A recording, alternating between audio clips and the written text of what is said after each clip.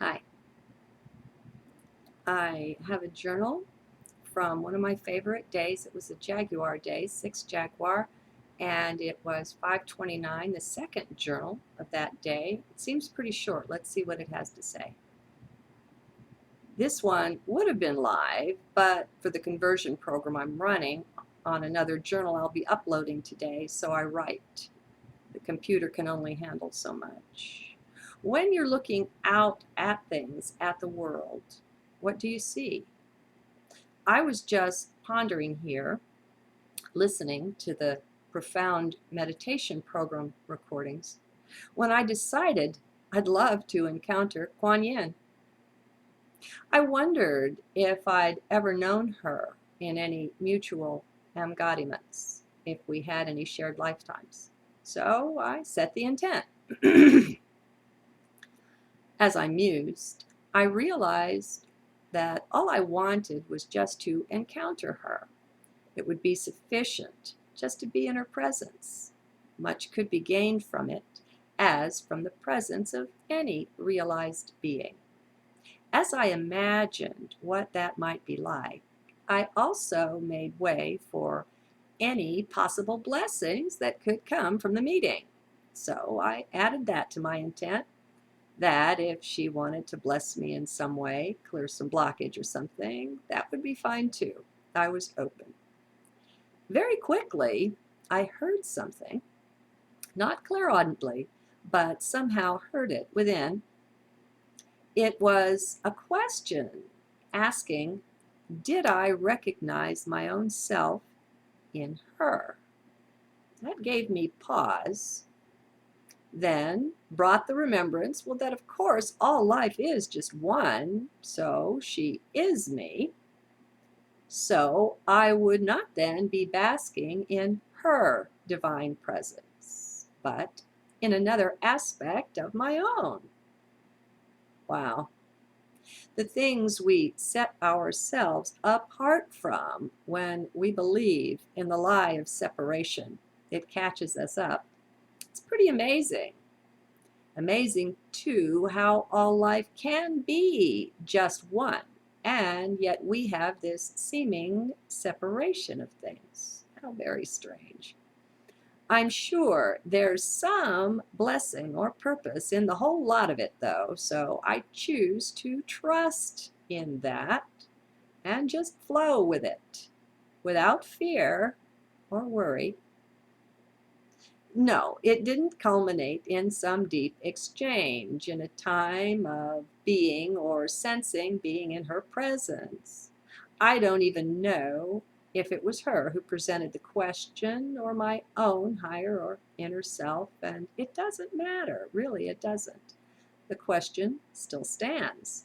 What do we see when we look out and recognize divinity in some of its aspects in another being, even in each other? When we recognize a divine attribute anywhere, do we see that as another aspect of the self, of the divine one that we all are? Let us give up the notion that we know who we are, or even what. It's much better. It brings many more blessings if we go into this question in emptiness. Who am I? Who are you? If we bring our emptiness to it, our awareness that we really don't know that or even anything, then we're in the best position to have our empty cup filled from above. Thus, the lower makes way for the higher that it would become, that it already is, just without the full knowing, the full conscious awareness. All are that already within. How good are you at going within, at being open, at being taught this way? Is it something familiar to you? Do you like such internal exploration? Or does the world and its issues occupy too much of your awareness. This can be tiring over the very long channels of time we've been exploring through incarnating. My file is done. Conversion is complete. We are in process of converting the self, you know. Into what are we converting? We've all wondered at times. It's pretty funny that we really don't know. We're not taught that's how things are in grade school. Instead, we're taught to expect an answer to everything. If we just stay in school long enough, we believe we'll understand it all.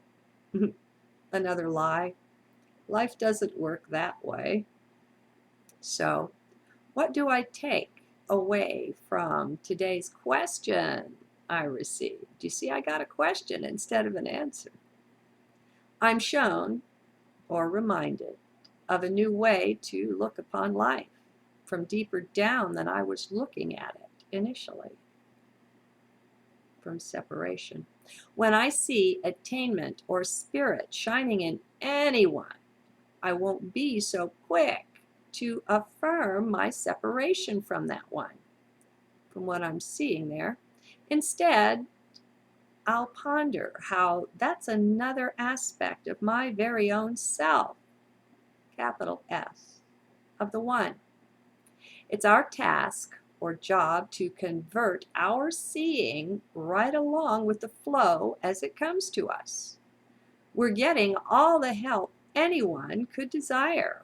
It's up to us to begin to see things this way and in new ways all the time. This thing which I call flexible perspective. Let's be ready to drop the old ways, the old views, and all you thought you knew at a moment's notice. Be free to be new and to be the new you. We bless and encourage all life in our own morphing and shifting, my friends. Your shifting into the light blesses me. Whether you share anything about it at all doesn't matter in the least. The blessing is built in. Can you see this? Sure you can, but will you? Will you both let and help your vision to shift? Mostly, all that's required is an allowing, a letting go. In many and endless ways, we are shown the delight of unbecoming, of shedding the old snakeskin and moving on into the new. Who knew that surrendering could be such an endless delight when it seemed so scary at first? I know I didn't. But now I do, more and more as the flow continues along in its beautiful way. We are that. We can, deep within, truly rest in that reality. You can say it. I am that. Sure, it's been offered once as the name of God. Works for me, and for you too. We are all that. Our only error has been one of vision. It's not seeing the divinity in us and then in all that surrounds. If we want to see errors and trouble, terror and dire conditions, then that's what we'll create and continue to create. It's time and past time to recognize our own internal power of being divine. You are a divinity yourself. Can you own that? Will you? It won't be an easy fit. Much of what you've been taught and programmed to believe will have to go to take this on. It's one or the other, and you get to choose. Each day is actually full of these choices we make, how to see things. We're always choosing, and at any moment we can choose to break away from the old, worn out way of viewing that we've been well taught and instructed in. We can, really can, just let that go. It takes guts, but you've got them. Remember, you are divine. Make your own choices, my friends. Just stop believing in what you've been told about reality, about what is. Question everything and everyone. Nothing deserves to be believed. Believe in nothing at all but source and inner self. Your own divinity, your participation in the one. Be loyal only to that.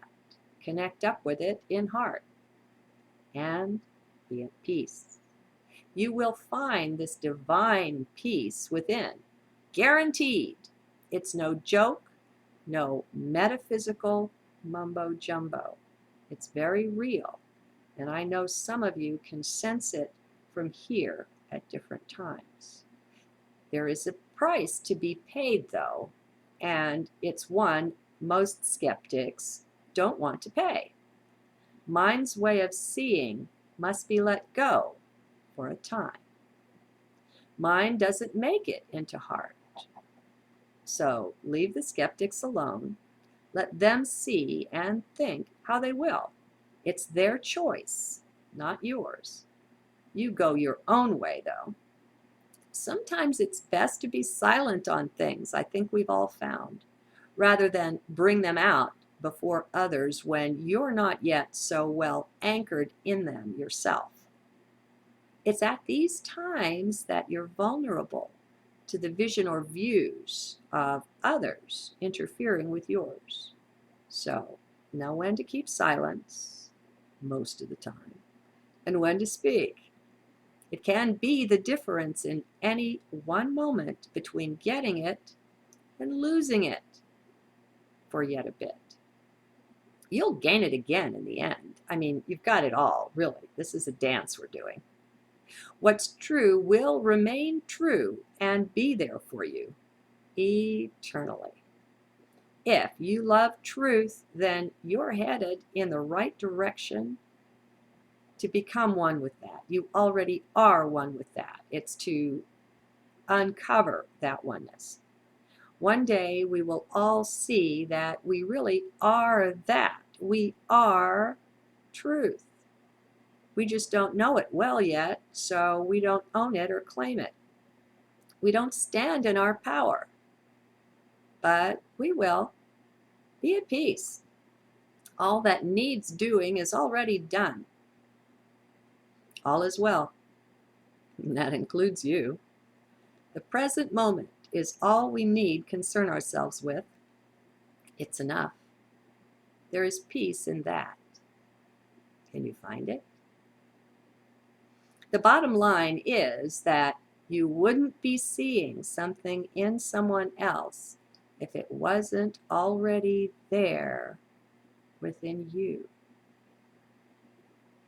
So own what you see. In a certain sense, you're projecting in it. Just like we project our negativity, we also project our divinity out upon others. Thanks for letting me share, for being there to receive in the flow. Namaste.